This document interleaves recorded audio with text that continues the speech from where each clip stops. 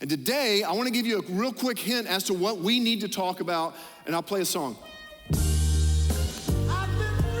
Okay, someone just went, woo, because you know what it is. Now, if you don't know the name of that song, it's a very unassuming title. It's called Let's Get It On. And some of you are real nervous right now, because that's just kind of straight to the point, isn't it? Hey, I gotta tell y'all guys a funny story real quick.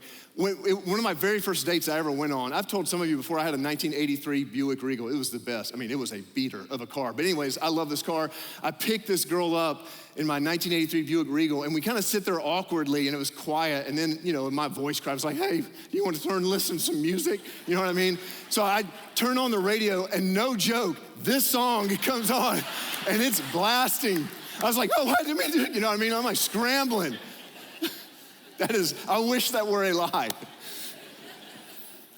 So here's where we're going today. If you haven't figured it out by now, man, we need to talk about sex. Gotta talk about sex. And I always find it kind of funny that some people get a little bit uncomfortable talking about sex at church when we're talking about it everywhere else. So let me just unpack real quick why we need to talk about sex and why there is no better place. Why there is no more appropriate place to talk about sex than right here at church. And it really comes down to two major reasons. The first is this: the Bible talks a ton about sex. Now that might come as a surprise to some of you, because some of you, somewhere along the way, maybe you caught from churches that you grew up in or religious circles that you came across at some point in your life that sex is shameful. The sex is dirty. The sex is something you don't talk about. And that might surprise you. No, the Bible talks about it all the time. And you can't read the Bible and walk away with a view of sex that it is dirty somehow or that it's something to be ashamed of. In fact, when you read the scriptures, you see the exact opposite. Sex is elevated in its sacredness, in its power, in its beauty. You see that God created it and God enthusiastically endorses it. And in fact, an entire book of the Bible, called the Song of Solomon, is exclusively dedicated to the pleasure of sex and romance. You should read your Bible more. It's in there.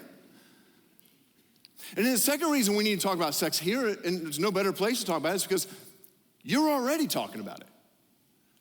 Or you're thinking about it, or you're joking about it, or you're watching it, or you're having it, or you're not having it, but wishing you were. Or you're not having it, not wishing you were, but everybody around you is telling you you should be wishing you were. And my point is simply this: unless you lock yourself in a dark room and don't come out, man, it's always in front of us. It's just always in front of us. And the problem is this. The problem is that with all the talk about it and with all the songs made about it, with all the movies that glorify it, there's about as much confusion about sex and sexuality in our culture than there has ever been. And the truth is that every one of us have been handed a script by our culture about sex that is confusing at best, and at worst, it's leaving us full of regrets. A few years ago, some researchers at the University of Texas compiled some of the most extensive research from Americans and sex. And there's a statement, as I was reading through the research, there's a statement a couple of years ago that I read that just stopped me in my tracks, man, but when I read it, because it's such an accurate description of the burden I feel and why we should talk about this. And this is the statement that they made. This is Mark Regnerus and Jeremy Euchre's research, and they say this. They kind of summarize all their research by saying this: most emerging adults will not experience an unintended pregnancy or a sexually transmitted infection, an STI, but have already and will continue to experience, and this is what caught me, regrettable sex. Now listen, those aren't pastors saying that. This was not Christian research. This is not a hot religious take. These are sociologists. And they're talking about what the research and the data just tells us. And it's that word right there, regrettable, that word regret, that caught me, because I can't tell you how many conversations I have had over the years related to sex that started out this way. Jason, if only I had known then related to sex what I know now. If only I had never. I don't know what I was thinking. I thought it was just a spring break thing. I thought it was just a one night thing. I didn't think he'd ever leave. I didn't think she'd ever leave. And behind those regrets is a huge, massive, pervasive lie that we've been handed about sex that's led to regret. It's a lie, it's a myth about sex that apparently has been around for a very long time. Because it's a subject that the first followers of Jesus had to address. And I want to look at a passage today where one of the first followers of Jesus specifically addresses this lie, this myth about sex that we tend to believe. And I would love for you to see this. I would love for you to turn, if you've got a Bible, 1 Corinthians chapter 6. And if you don't have one, there's some of the seats around you. Just grab one real quick. If you're one of our campuses, if you're watching online, find it on the website, YouTube, YouVersion, I don't really care. Just find 1 Corinthians 6. If you're using a Bible in the seat, page 873. I want you to see these words because you're going to be mad at me for some of the things that get said today. And I just want you to see it's not me. I'm just telling you what the scriptures say, okay? So write an email, all right? Now, just a second. This is a section of a letter. Also,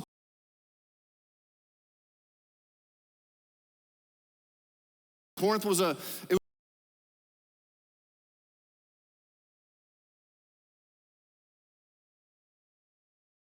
city constantly. And because of this, there was a little bit of what happens in Corinth stays in Corinth vibe. Are we tracking? It was just sex kind of everywhere. It was just assumed in this particular city. And this is what Paul speaks into. He speaks into this topic right here. Look at this. Look at verse 12. He says, you say, he's talking to the Corinthians, he's saying, you say, and then he quotes something that kind of makes its way into their culture, kind of a phrase that they always say. You say, I'm allowed to do anything. Paul says, but not everything's good for you. And even though, yes, quote, I'm allowed to do anything, I must not become a slave to anything. He says, you say, quote, food was made for the stomach, Paul, and the stomach for food. He says, this is true, but someday God will do away with both of them. But you can't say that our bodies were made for sexual immorality. They were made for the Lord, and the Lord cares for our bodies. And God will raise us up from the dead by his power, just as he raised our Lord from the dead. Now listen, this is interesting because Paul puts in quotations a couple of statements. Did you see that? And whenever you see the quotation marks, Paul is quoting back to them some of their own ideas that are prevalent in the culture at the time. So Paul is raising and kind of bringing to attention this massive myth that they believed about sex that is just as pressing today. And he sees this myth, this lie about sex expressed in a couple of different statements that he's heard. The first one is this. Paul says, look, I hear you saying all the time, I'm allowed to do anything. That was one of the predominant mindsets at the time used to excuse just about anything they wanted to, any behavior they wanted to engage with. It was like, well, don't, hold up, Paul. I'm free to do whatever I want. It's my body. It's my choices over what I do. So, just relax, Paul. As long as I'm not hurting anyone, as long as it's consensual, why does it matter? I can do anything. And Paul addresses that by just simply saying, look, freedom isn't doing whatever you want whenever you feel like doing it. That's not freedom, that's just nature. In fact, Paul makes a really strong statement. He says, if you don't actually exercise discretion over what you do, and instead you just act on whatever you feel like doing, you just do it, Paul says, you might actually be enslaved to it. That's not freedom. But that's not all. The other phrase that they used to excuse the way that they were treating sex so casually was that statement he made there. Do you remember what he said? He said, you say food was made for the stomach and the stomach for food. In other words, sort of a prevalent idea in the culture at the time was, look, we've got appetites. And you know why we're given appetite. Appetites are given to us to be fulfilled. Sex is just like another appetite. So when my body says I'm hungry, I eat. And when my body says I'm thirsty, wink, wink, let's put on some Marvin Gaye, let's get it on. I have sex. That's the idea. And let me sum it up. This is the lie. This is the lie about sex that they had fallen for that is just as relevant today. It's real simple. The lie is sex is just physical. It's just physical. That's the script that they were handed. That's the script we've been handed about sex. It's just physical. And guys, nothing could be further from the truth. And that right there can sell a lot of product. And that makes for better stories in the locker room and at work. And yet, every one of us, if we were being completely honest, we kind of know that's not true, don't we? A few years ago, I was at this get together with some people, and I didn't really know most of the people there. In fact, I only knew 2 of them. And as the night went on, I got to know a few people. I got to introduce myself and meet some people. And as the night wore on, some of the people at the party loosened up a little bit.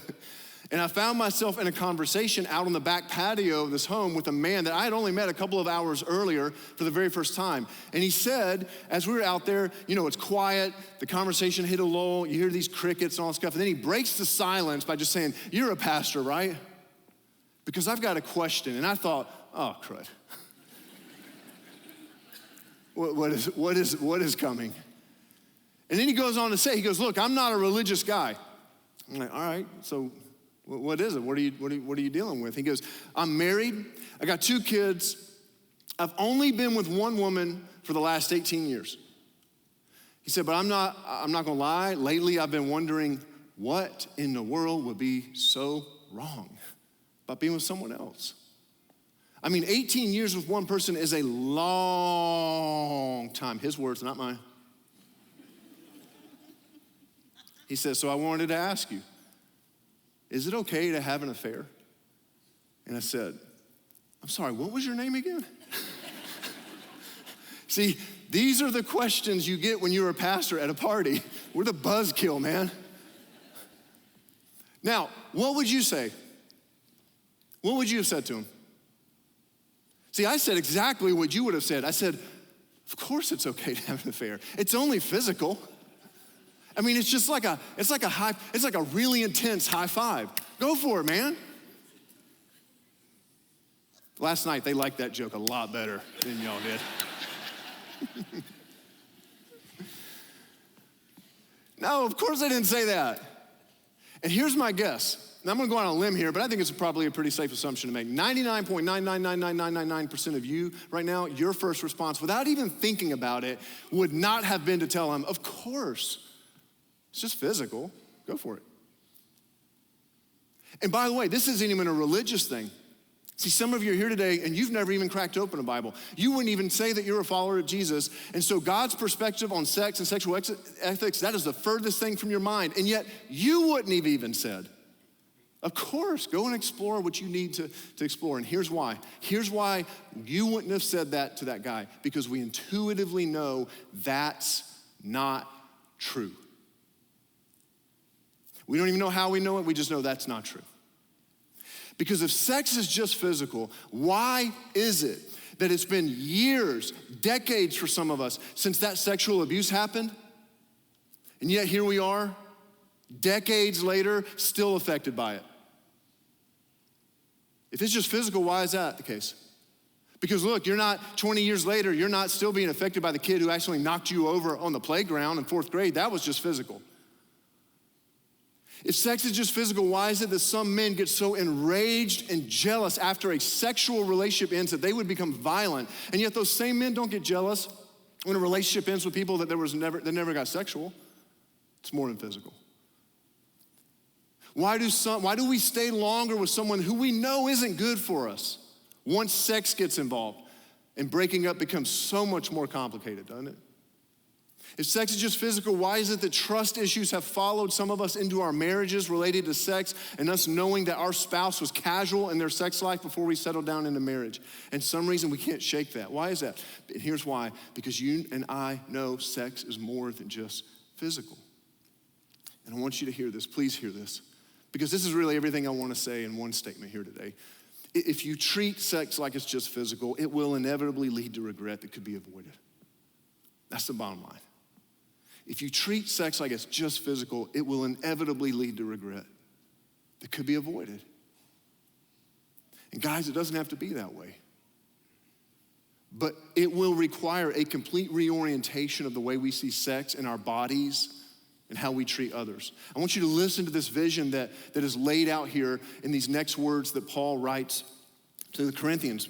Let's pick up at verse, I'm having a hard time reading, guys. I'm sorry, my eyes. Old man, 15. He says, "Don't you realize that your bodies are actually parts of Christ? Do you understand how sacred your body is? That God created your body? That Christianity is the most body positive religion in the world? Because you were made by God. goes on. He says, should a man take his body, which is part of Christ, and join it to a prostitute as an example? He says, never. And don't you realize that if a man joins himself to a prostitute, he becomes one body with her? For the scriptures say the two are united into one, but the person who is joined to the Lord is one spirit with him. Now let me unpack this. So important. See, this is Paul's explanation of why sex is so much more sacred and powerful and beautiful than we make it when we treat it like it's just physical. And at the center of this little statement that Paul just made is this, it's really the kind of the point of all the points he's making here. It's just this statement that he makes right here. Let's bring it up on the screen. All right, let's not bring it, there it is.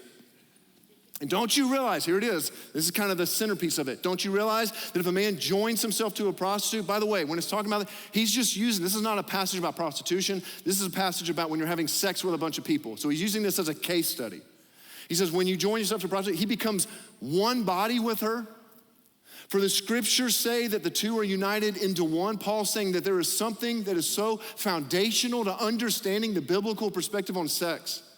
Sex is so much more sacred and powerful than two people engaging in a physical act. Paul says that sex joins two people together and unites them into one.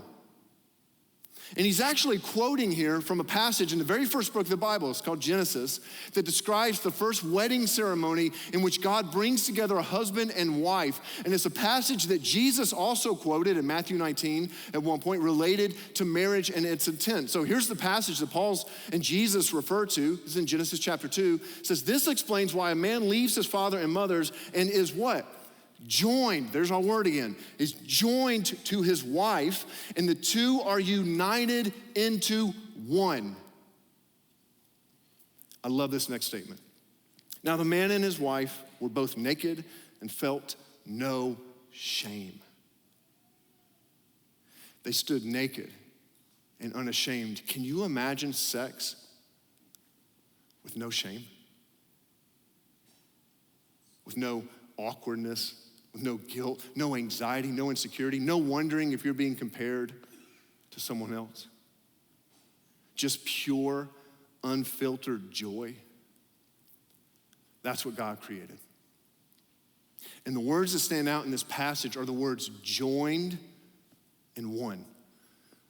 The two lives become one, joined together. In fact, the word that's translated joined, it carries with it the idea of being glued together. I've shared this illustration with some of you before. I don't know a better one, so I'm just gonna keep using it until I come up with a better one or you give me one. But a couple of, I've got a family member who works at a lumber mill. He's an engineer at a lumber mill down south. And after, they would take the trees and process them and turn them into light poles and all the other things they're gonna end up doing, they would have all these scrap pieces of wood, all these individual pieces of wood lying all over the floor that they needed to do something with.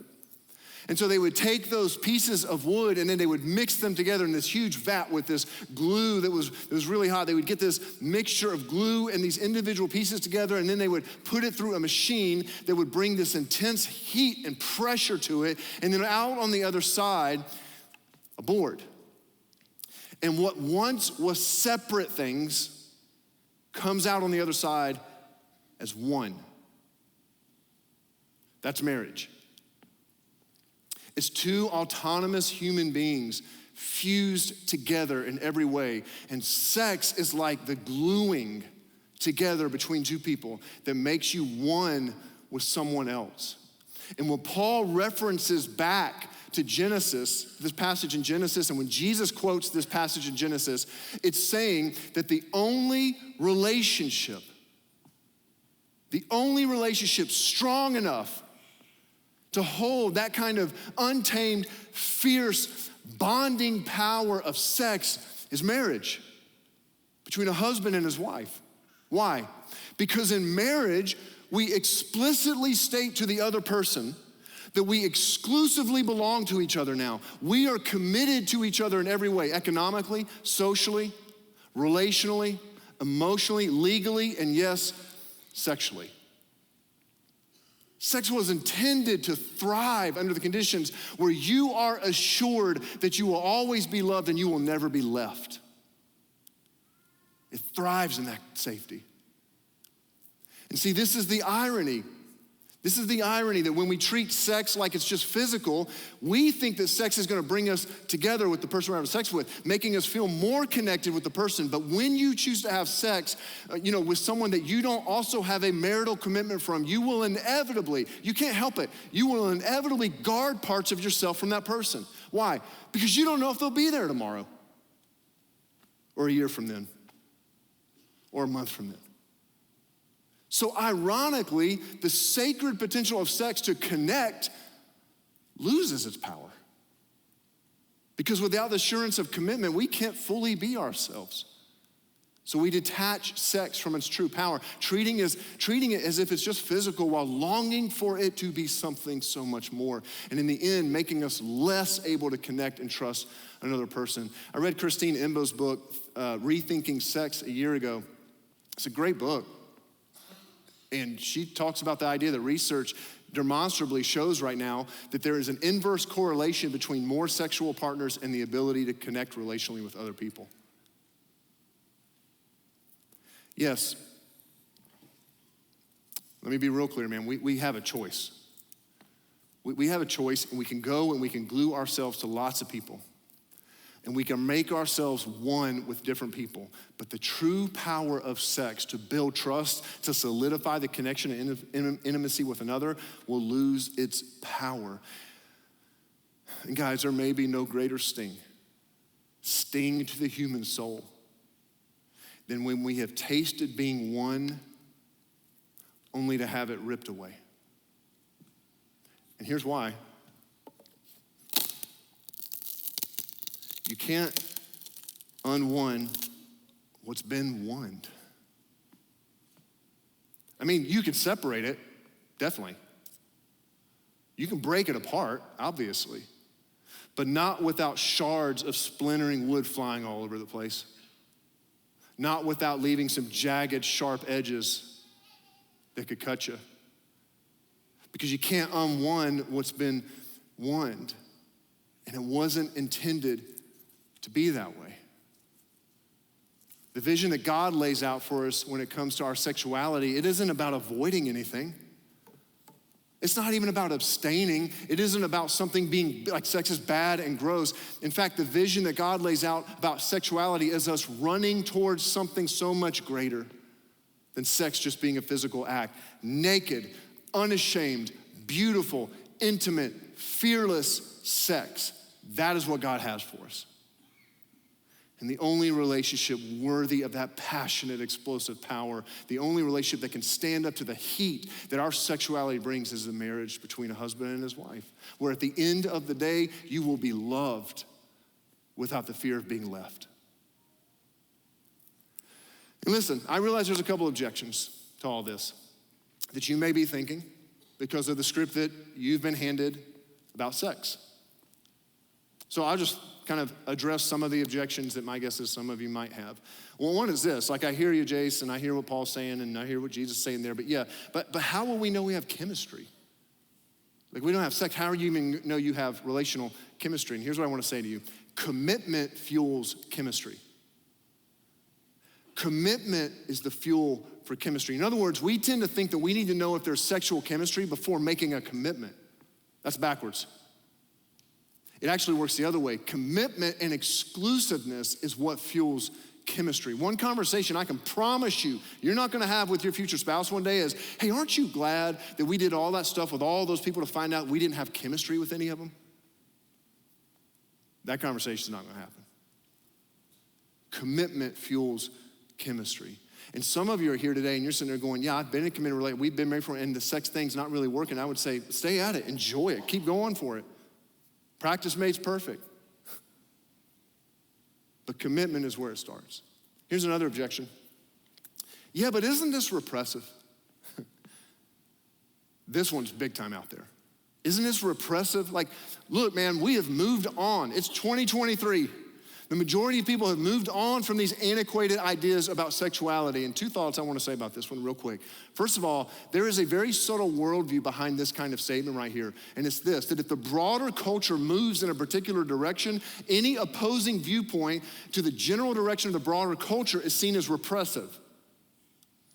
But listen, guys, we're not seriously gonna allow the majority to determine our thinking about what's right and wrong, are we?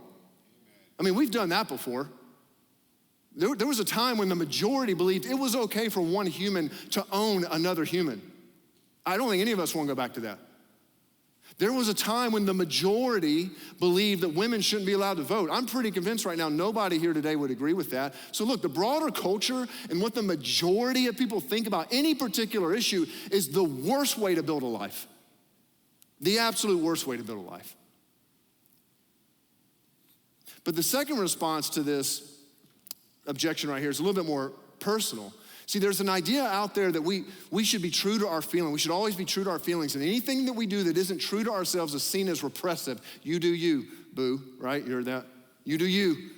You know what you do you is? That's just a 2023 way of saying food for the stomach, stomach for the food.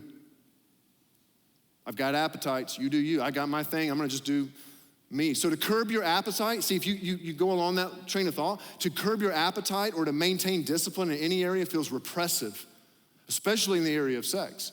But listen, here's what's interesting. We don't think that way about any other area of life. If you went to your friends and you said that you want to start getting a little bit healthier, that you would start making certain choices in order to pursue health, wouldn't you? You'd avoid certain food choices. You would start doing certain activities that lead to health, and nobody would say you're being repressive. In fact, if you have good friends, they will come around you and they will celebrate you for using discretion, cheering you on as you make choices to pursue something better. There is nothing repressive about knowing that you want something better and making choices consistent with the vision that God's given you. And guys, there is something so much better. I love how one of the Proverbs puts it when talking about sex. King Solomon wrote this a long, long time ago. Proverbs 5:20 just says, talking about sex, why would you trade enduring intimacies for cheap thrills? Don't trade it. Solomon's saying, man, don't you know? Don't you know that you could have something so much greater than just cheap thrills? Don't you know that you are so much more valuable than being a cheap thrill to someone? And don't you know that you have a heavenly Father, the God who created you in love, who thinks you are worthy of enduring intimacies? Women, ladies, you are worthy. I want to say this. You are worthy of the highest commitment, faithfulness, love, and being cherished, because you were created in God's image. You are worthy of feeling safe and secure in every way. And men, man, I just want to say to you, you are so much stronger than you realize. You have a courage in you and an ability to walk in the opposite direction than the broader culture might be walking that might be untapped, because Jesus Christ will give you all you need to walk the way that he's calling you to walk. You are stronger than you realize. You do not have to give in to every impulse that comes your way as men. You have been bought with a price. You are valuable and capable of giving honor and respect and love and commitment to women who have been created in God's image. And I want to just say this. I realize that some of you right now, you're hearing all this and maybe it's too late. You've got your own if-only statements related to sex. I got my own too, by the way. I got some baggage in this area. And it may feel like it's a little bit too late today, but you're living with some decisions that you made in the area of sex that you wish maybe you could even take back. I want you to hear me loud and clear. I want you to hear this. There's no damaged goods under God's grace. You are not damaged goods. You are not tainted. There are only second chances and grace and forgiveness with Jesus Christ. And he heals those parts of us that we bring to him. And today is a new day. And your past doesn't define you, no matter what area of life you're talking about. Not under the cross. And God can write a new story in your life starting today, moving forward. What's the story? Maybe this is the most important question just for today, is what's the story you want to tell about the way you treated sex? And I just feel real burdened to say this right now to our high school students and our college age students and our 20-somethings right now. I don't know if you'll ever get married one day or maybe remarried, but if you do, what story do you want to tell your spouse one day related to sex? Because you could tell a story like so many other people's stories. And that story goes like this: man, I've always treated sex like it was just physical. And you know, as you stand in front of your spouse that day, you say, and you know that you're one of many. And the best thing I think for my mental health and for your mental health would probably just be, we just let our past be past. Don't bring it up. If you don't bring it up, I won't bring it up. Man, that's a story you could tell. That's expected. That's expected. But you could also tell a different story, where you stand in front of your spouse one day and you say, man, I used to think sex was just physical.